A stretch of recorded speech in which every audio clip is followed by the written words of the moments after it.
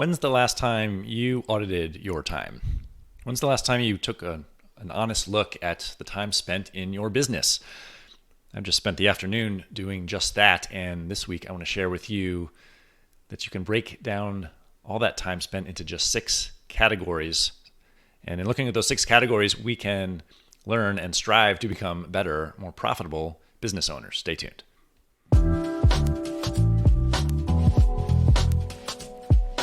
Giving architects and landscape architects the tools and strategies to be seen, heard, and valued in the marketplace, and telling the stories of leaders building thriving design firms and attracting their ideal clients.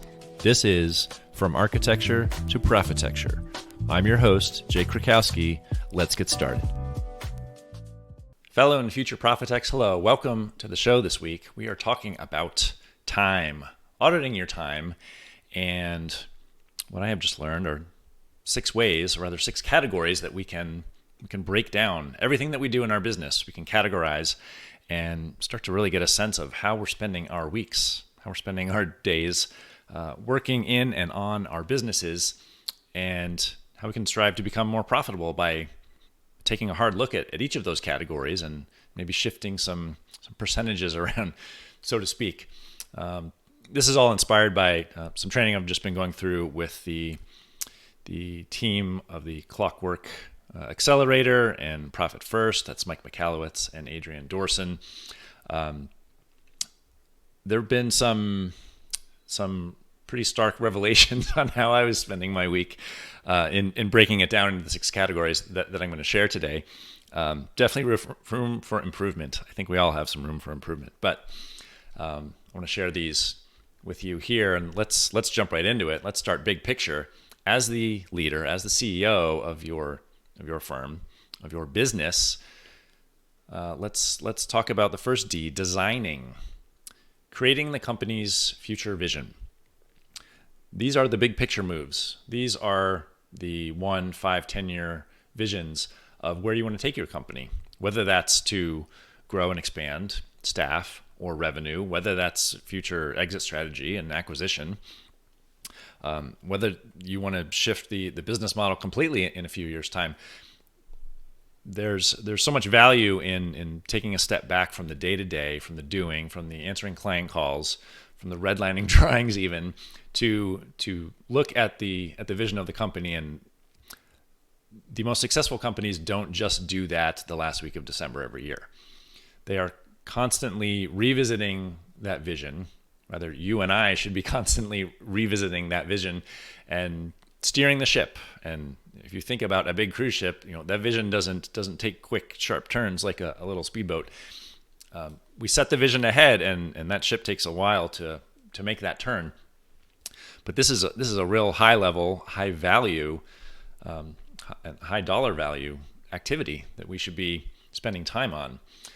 The next D would be delegating. We're thinking about bigger outcomes, whether that's on a project basis or whether that's an internal process to our business, and we're assigning that outcome to someone else, whether that's a staff member or that's a contract hire or a virtual assistant, what have you. You're looking at something that you want to achieve, a goal that you want to achieve in your business, and assigning the overall outcome to someone else. You're taking it off your plate. Again, as the CEO, as the visionary of your design practice. So delegating, that's a high level task too, right? When we can simply set the course and allow someone else to go out and achieve it. Kind of moving down the ladder a little bit, deciding, where we're assigning specific tasks to someone else. We're taking that red line drawing and we're writing out all the different sheets in a set that we need to update, or how we need to update them, how we need to update internal files, things that we want to change that are very specific. And this comes down to a more management level, a talent management level, yes, but we're picking ones and twos in terms of tasks. We're not talking about big picture vision. We're talking about things to do on a daily or even hourly basis.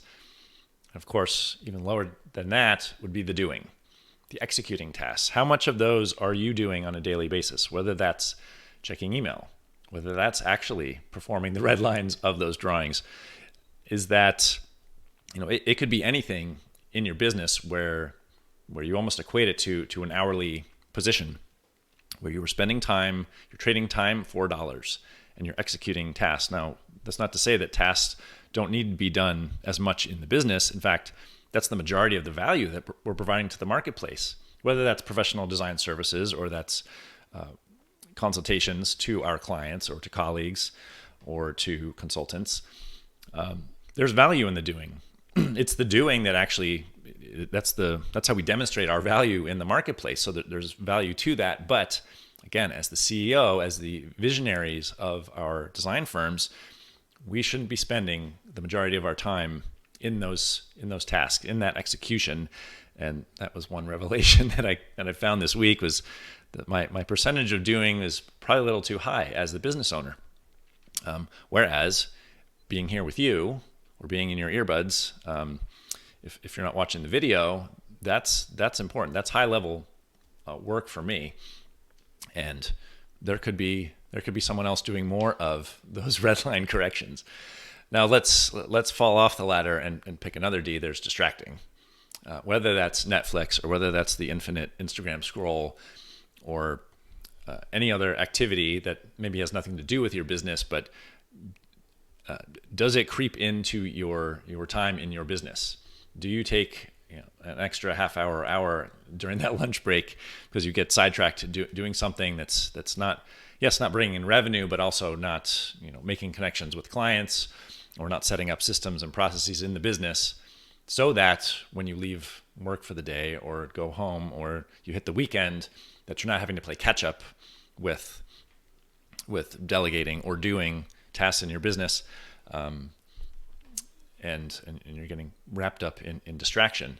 Now, on the flip side of this, the sixth D, that may not be bringing direct revenue into your business, but is really important actually for you as a business owner, as the visionary, as a human being, is dreaming.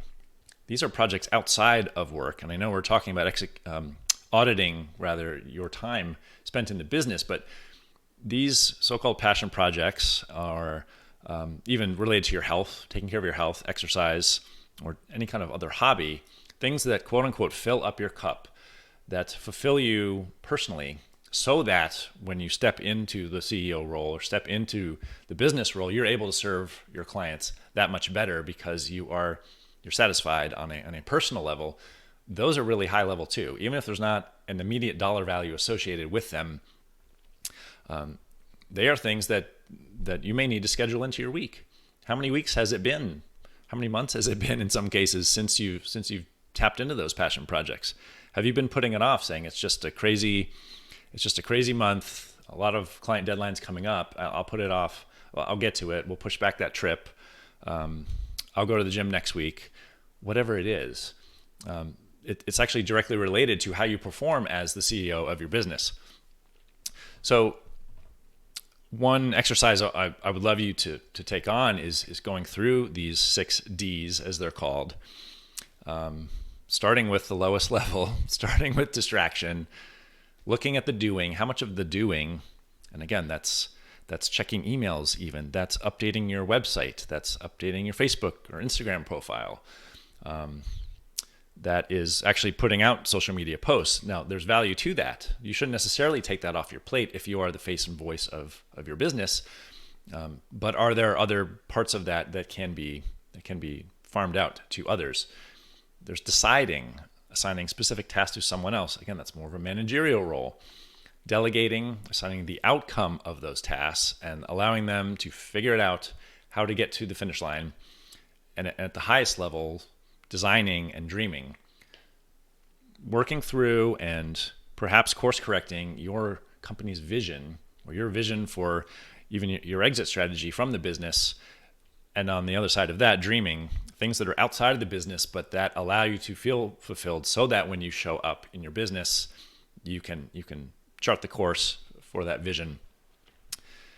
Take a look at those 6 ideas, maybe start to do a little time track, whether that's on a daily basis or that's in the coming week, and see where you stand. See where there's room for improvement.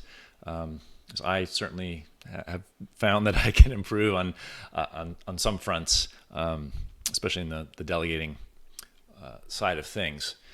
But these are ways that we can make our time that much more valuable. Something that we can't buy, something that we can never get back, right?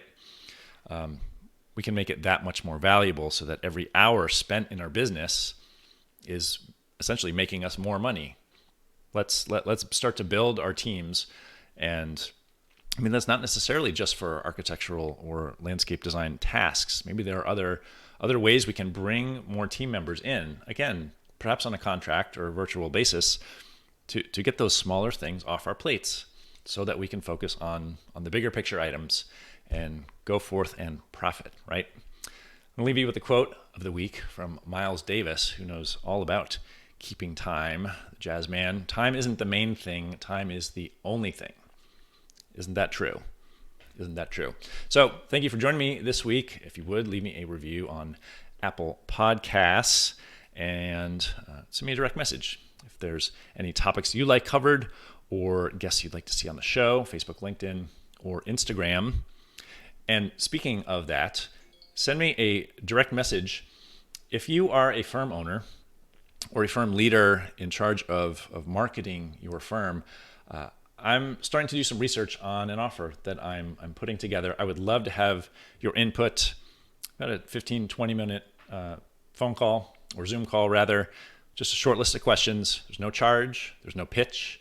It's really for my own research to see how I can support you, the listener, you, the design and construction community, and how to better market your firm, how to better tell the story of who you are, who your staff is, what your aesthetic is, what your vision is for running a design firm. And the first 50 people that actually sign up and work through those questions with me are going to be entered into a raffle for a $250 Amazon gift card. So again, if you're a firm owner or a firm leader in charge of your firm's marketing, a decision maker in terms of marketing, shoot me a DM. Or if you go to my Instagram profile and click on the link, it's the top link there, to get signed up for a 20-minute call there. And hope to speak with you soon. And until next week, go out and make it a great week, because our success is inevitable. Take care.